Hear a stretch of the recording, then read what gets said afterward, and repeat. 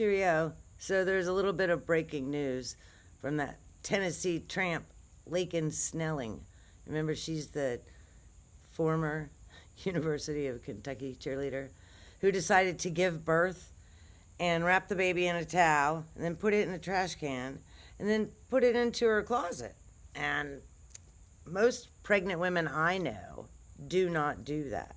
Most pregnant women I know also do not make a twerking video. But anyway, so according to the Daily Mail, Laken only gave birth 1 day before the baby was found. So I don't know if no smells, that decomposition smell hasn't begun, but the baby was found.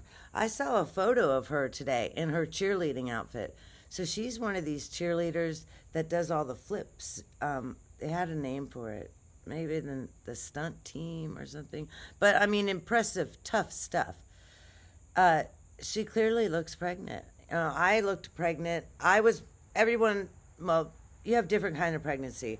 But, I was solid, and my pregnancy, I didn't have a great big belly.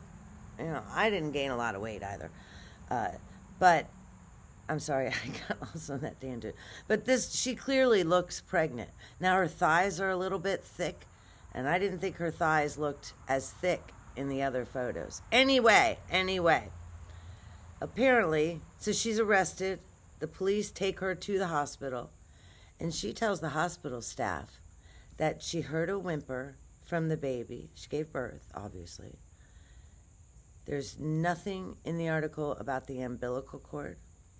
But Laken, the loser, gives birth.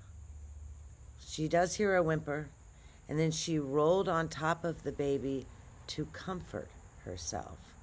What? You roll on top of the baby to comfort yourself? Well, maybe you rolled on top of the baby to suffocate it, you skank. I have no idea. But part of the autopsy issue was the decomposition of the baby. So that doesn't make a lot of sense. Now, the Daily Mail is not known for being, they're not one of the most accurate news source in the world. They're my trash news source. But one day dead, you should be able to do an autopsy. So I'm not comfortable with this. I'm pleased that her parents do not live in the same county. But there has to be some connections. Because if she told hospital staff that, I look like Donna Adelson's attorney.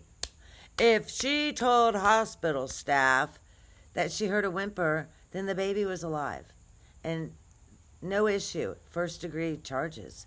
First-degree murder means you thought about it before you committed that crime. Well, she gave birth and rolled on top of it. You don't roll on top of it to say, oh, I love you, baby. You're wonderful.